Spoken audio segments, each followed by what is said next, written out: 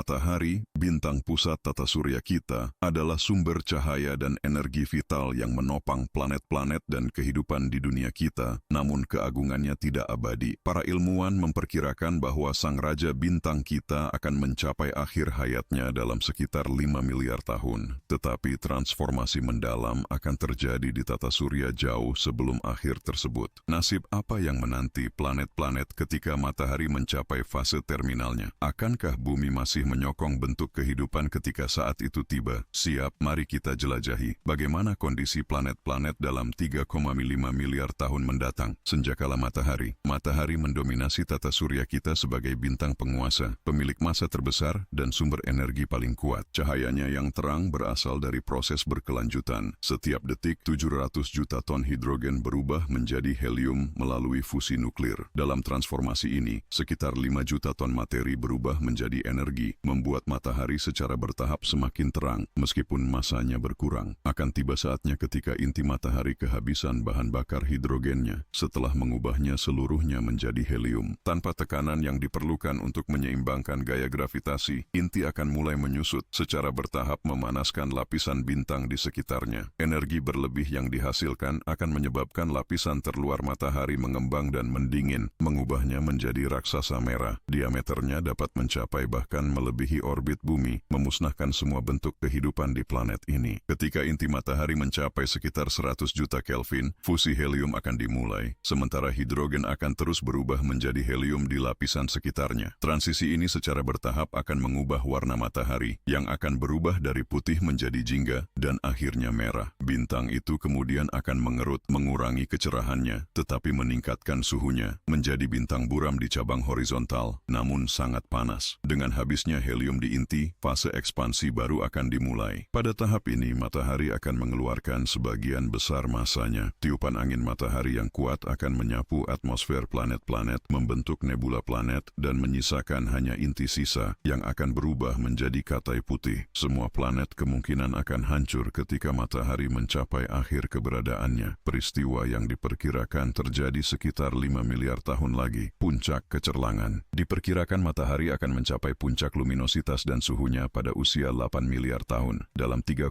miliar tahun ke depan. Mulai saat itu, diameternya akan terus bertambah, tetapi kecerlangan dan panasnya akan mulai menurun. Inilah alasan mengapa kami memilih tanda 3,5 miliar tahun, jauh sebelum menjadi raksasa merah dan mengakhiri hari-harinya sebagai nebula planet. Tahap ini telah diidentifikasi berkat misi Gaia dari Badan Antariksa Eropa, ESA. Awalnya, Gaia dirancang sebagai observatorium bintang, dengan tujuan memetakan galaksi kita secara 3 dimensi dengan detail yang belum pernah ada sebelumnya. Ini memerlukan pemetaan posisi dan kecepatan lebih dari 1 miliar bintang, sekitar 1% dari total yang membentuk Bima Sakti. Berkat misi Gaia, kita dapat memprediksi perilaku matahari di masa depan dan dampaknya pada planet-planet di tata surya. Dimulai dari Merkurius, yang pertama akan terkena dampaknya. Ketika matahari mencapai puncak luminositas dan panasnya, Merkurius akan mengalami konsekuensi paling parah. Diperkirakan matahari akan meningkatkan kecerahannya sebesar 10% setiap miliar tahun. Dengan demikian, 3,5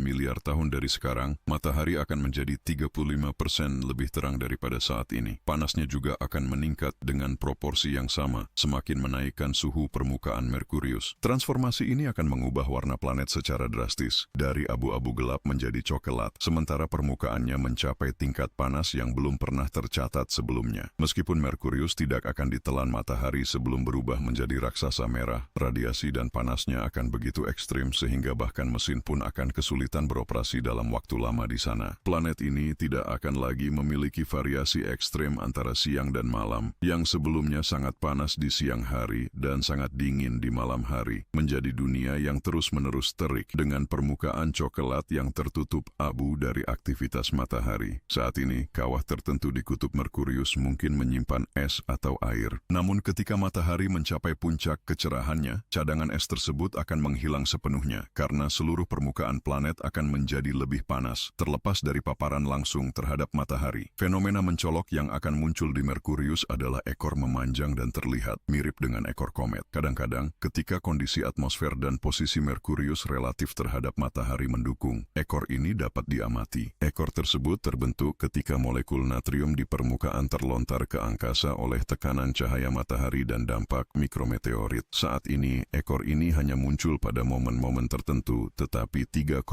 miliar tahun mendatang, ia akan menjadi ciri permanen Merkurius, memberikannya penampakan seperti komet raksasa, dan jika masih ada manusia di bumi, akan terlihat dengan mata telanjang. Kedua, Venus. Seiring matahari mencapai puncak luminositas dan panasnya, atmosfer Venus akan mengalami transformasi radikal, didorong oleh pemanasan intens dan aktivitas matahari yang ekstrim. Awan khas planet ini akan berangsur menghilang, hingga lapisan atmosfer tebal yang kini mendefinisikan Venus benar-benar terurai. 3,5 miliar tahun lagi, Venus akan tetap tidak ramah bagi kehidupan, tetapi tanpa selubung gasnya yang menindas. Menariknya, justru atmosfer padat inilah yang menjaga rotasi planet. Tanpanya, Venus akan berhenti bergerak dan terkunci secara tidal dengan matahari, dengan satu belahan selalu diterangi cahaya dan belahan lainnya terbenam dalam kegelapan abadi. Ketiga, Bumi. Planet kita akan paling terdampak oleh peningkatan radiasi dan panas matahari. Kenaikan suhu akan menyebabkan semua air yang ada, dari lautan hingga gletser, berubah menjadi uap dalam proses lambat dan tak terbalikkan yang berlangsung selama ribuan tahun. Suhu akan mencapai tingkat ekstrim, melampaui 100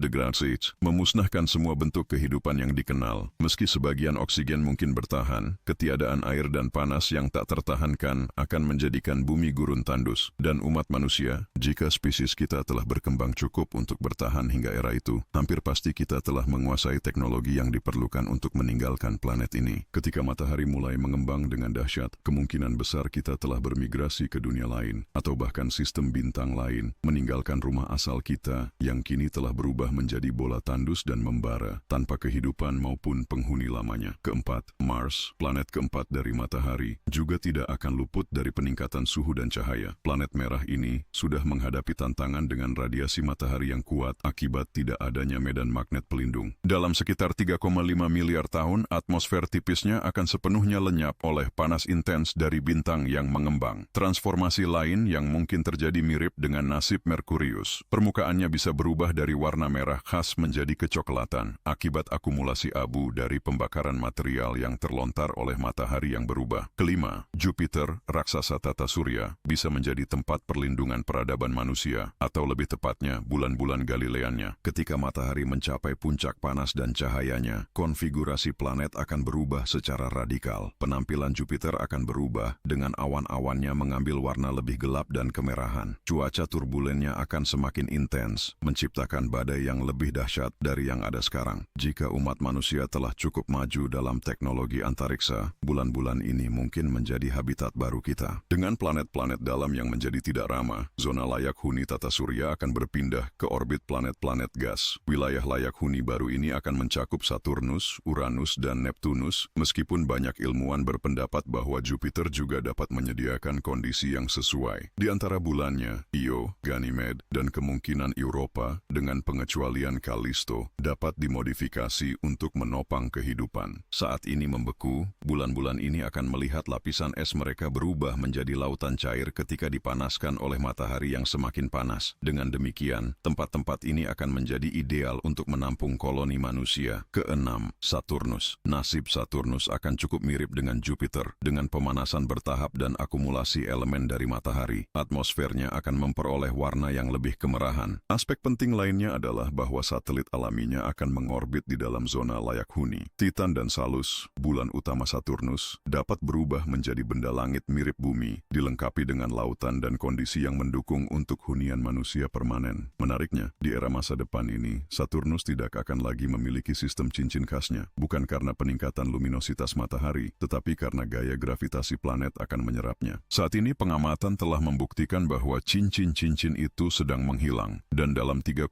miliar tahun akan sepenuhnya terserap oleh raksasa gas ini. Proses ini akan membuat Saturnus menjadi planet berwarna coklat kemerahan, tanpa cincin ikoniknya, menampilkan penampilan yang sangat berbeda dari sekarang. Ketujuh, Uranus, planet ketujuh dalam urutan jarak dari matahari, akan mengalami perubahan yang kurang drastis. Satelit-satelitnya juga akan berada di zona layak huni. Titania dan Oberon, bulan terbesar Uranus, akan menjadi dunia dengan iklim sedang, cocok untuk pembangunan pangkalan manusia. Berdiam di zona layak huni akan memungkinkan pengangkutan semua bahan yang diperlukan untuk membangun kota-kota lengkap di bulan bulan-bulan Uranus. Dengan meningkatnya intensitas sinar matahari, konversi es menjadi air akan menjadi lebih efisien, menjamin sumber daya yang melimpah untuk peradaban manusia di masa depan, yang akan menyebar ke koloni-koloni di bulan-bulan raksasa gas di tata surya kita. Nomor 8. Neptunus. Di antara semua, Neptunus akan menjadi yang paling tidak terdampak. Meskipun peningkatan cahaya matahari mungkin tidak memasukkannya ke dalam zona layak huni baru, iklimnya tidak akan sedingin saat ini. Pemanasan ini dapat memperhebat badai di atmosfernya, tetapi titik kuncinya adalah Triton, bulan utamanya, akan muncul sebagai tempat perlindungan yang menjanjikan bagi umat manusia. Triton dikenal karena deposit esnya yang luas. Jika dalam 3,5